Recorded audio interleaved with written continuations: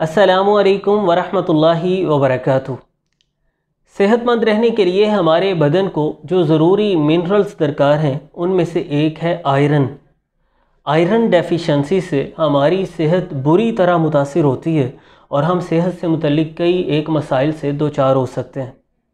आज की ये वीडियो इस एतबार से बहुत अहम है।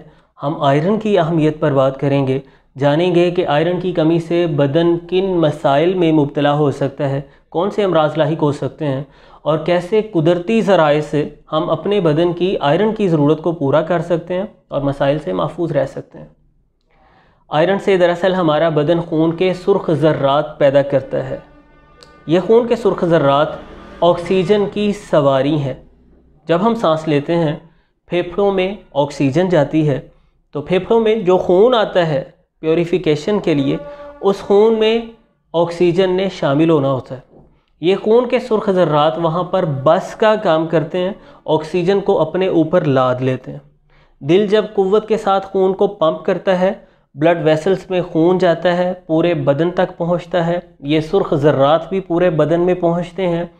तो वहाँ से जो ऑक्सीजन इन्होंने अपने ऊपर लादी हुई है, हमारे टिश्यूज़ उस ऑक्सीजन को अब्ज़ॉर्ब करते हैं, जिससे हमें तवानाई मिलती है, पूरे बॉडी के सेल्स को ग़िज़ाइयत मिलती है। इससे आपको आयरन की कमी का मतलब समझ आ जाना चाहिए कि अगर आयरन कम होगा बॉडी के अंदर, मतलब कि खून की कमी होगी, हेमोग्लोबिन की कमी होगी, खून के सुर्ख ज़र्रात कम बनेंगे। और अगर खून के सुर्ख ज़र्रात की कमी होगी, वो कम बनेंगे, एसपी कम होगा, तो मतलब बॉडी को प्रॉपर अच्छे तरीके से ऑक्सीजन नहीं मिलेगी, क्योंकि ये ऑक्सीजन जाएगी पूरे बदन में खून के सुर्ख ज़र्रात पर सवार होके, और ये खून के सुर्ख ज़र्रात पैदा करने का ज़रिया बनता है आयरन। तो इस तरह से ये चीज़ें आपस में कनेक्टेड है।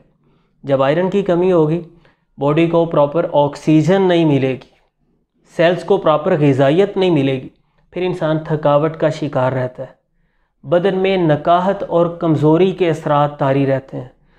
डे बाय डे इंसान की सेहत गिरती चली जाती है, रंगत में पीलाहट आ जाती है, चेहरे पे रौनक नहीं रहती, आँखों में रौनक नहीं रहती। हमारे दिल को ज़्यादा कुव्वत के साथ पंप करना पड़ता है, दिल के मसल्स कमज़ोर होना शुरू हो जाते हैं। जब जिल्द को पूरी तरह से ग़िज़ाइयत नहीं मिलेगी, ऑक्सीजन नहीं मिलेगी, हमारी जिल्द मुतासिर हो जाती है, बाल गिरना शुरू हो जाते हैं, टूटना शुरू हो जाते हैं, बाल कमज़ोर हो जाते हैं, निज़ामे हज़म बुरी तरह से मुतासिर हो जाता है, नाखून ख़राब हो जाते हैं, नाखून टूटना शुरू हो जाते हैं, चिड़चिड़ापन आ जाता है, इंसान स्ट्रेस, एंजाइटी जैसे मसाइल का शिकार हो जाता है। तो इन तमाम मसाइल से बचने के लिए हमें अपने बदन की आयरन की ज़रूरत को पूरा करना है। तो इस एतबार से मौसम सरमा हमारे लिए अल्लाह ताला की बहुत बड़ी नेमत है। इस मौसम में हमारे पास कई ऐसी ग़िज़ाएँ हैं जो बड़ी तेज़ी से आयरन की कमी को पूरा कर देती हैं। आप कहेंगे कि गर्मियों में वो ग़िज़ाएँ नहीं होती, तो गर्मियों में भी होती हैं, लेकिन जो ग़िज़ाएँ मैं आपके सामने रखने वाला हूँ जिनमें भरपूर मिक़दार में आयरन है, वो भी हरारत रखती हैं अपने अंदर। तो मौसम भी गर्म और वो ग़िज़ाएँ भी गर्म, तो फिर हम बड़ी मुनासिब सी थोड़ी सी मिक़दार उनकी खा सकते हैं। जबकि सर्दियों में क्योंकि मौसम ठंडा है, हमारे बदन को काफ़ी सारी हरारत चाहिए, तो हरारत वाली ग़िज़ाएँ, गर्मी तरी वाली ग़िज़ाएँ हम ज़्यादा भी खा लें, आसानी से डाइजेस्ट हो जाती हैं, निज़ामे हज़म पे बोझ नहीं बनता और बेचैनी जैसी अलामात भी पैदा नहीं होती। तो चलिए बढ़ते हैं जी ग़िज़ाओं की तरफ। नंबर 1 पर हमारे पास है इंजीर। ये आयरन हासिल करने का बेहतरीन सोर्स है। थोड़ी महंगी होती है, मैंने कुछ दिन पहले पूछा तो वो 2000 रुपये की 1 किलो बता रहे थे। तो जैसे जैसे सर्दी आती जाएगी ये मज़ीद महंगी होती चली जाएगी। महंगी तो होती है, लेकिन महंगे सप्लीमेंट्स के मुकाबले में ये फिर भी सस्ती ही है। रोज़ाना आप 5-7 इंजीर खाना शुरू कर दें।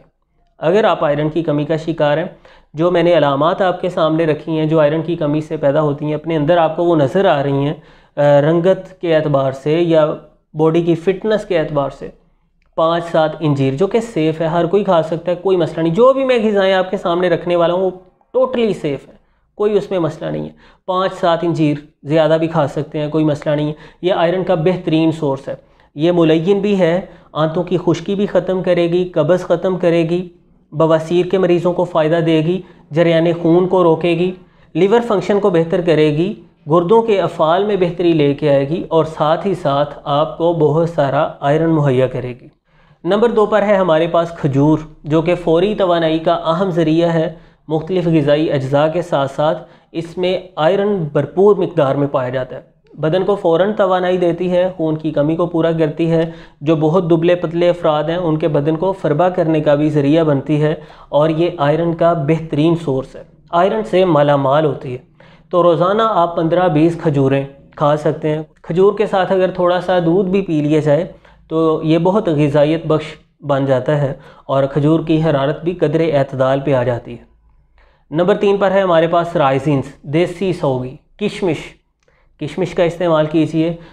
एक मुट्ठी भर किशमिश आप रोज़ाना खा सकते हैं, 20-25 ग्राम उसे कह लीजिए। रोज़ाना किशमिश खाना शुरू करें। नंबर 4 पर है हमारे पास लोबिया, बीन्स, वाइट बीन्स मिल जाते हैं, रेड बीन्स मिल जाते हैं। बहुत खुश जायका भी होता है इनका सालन और ग़िज़ाइयत से भी भरपूर होता है और साथ ही साथ ये हमारे बदन को खूब सारा आयरन मुहैया करते हैं। नंबर 5 पर है हमारे पास पालक। ये आयरन से लदी होती है, बड़ी तेज़ी से बदन की आयरन की ज़रूरत को पूरा करती है। पालक का सालन आप खा सकते हैं, इसे बतौर सलाद ले सकते हैं या इसका जूस बना के इस्तेमाल कर सकते हैं। जूस बनाने का प्रोसीजर बिल्कुल सिंपल है। साफ़ सुथरा करके इसे काट लीजिए मोटा मोटा, ग्राइंडर में डालिए। साथ खीरा आप डाल सकते हैं, अदरक का छोटा सा टुकड़ा डाल दीजिए और थोड़ा सा आप नींबू का रस उसमें निचोड़ दीजिए, ग्राइंड कर लीजिए, आपका जूस तैयार। तो ये भी ग़िज़ाइयत से भरपूर होता है।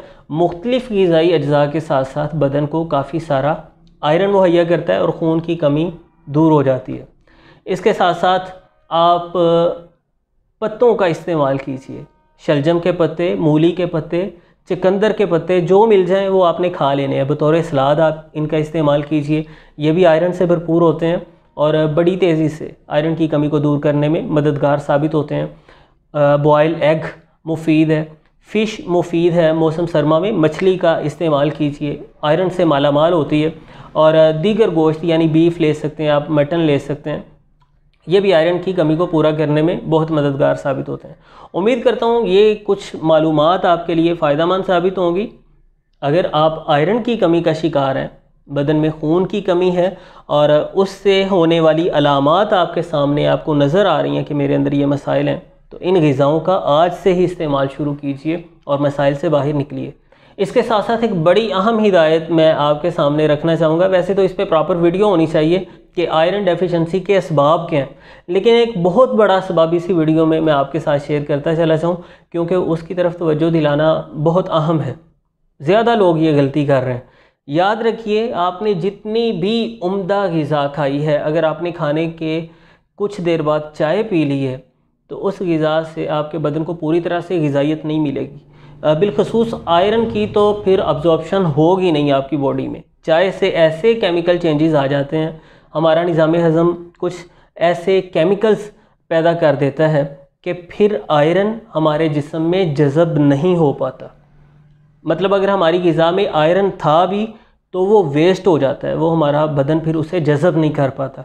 तो इस बुरी आदत को आप तर्क कीजिए। अगर आपको चाय पीना ही है, कोशिश करें कि खाने के तकरीबन 2 घंटे बाद आप पिएँ, यानी ग़िज़ा हज़म के मराहल से किसी हद तक गुज़र जाए, उसके बाद आप चाय पी सकते हैं, अगर आप चाय पीने के बहुत बड़े शौकीन हैं। तो इस मुफीद पैगाम को दोस्तों आप आपके साथ शेयर करना ना भूलिएगा। मिलते हैं इंशाअल्लाह नेक्स्ट वीडियो में। अल्लाह हाफिज़।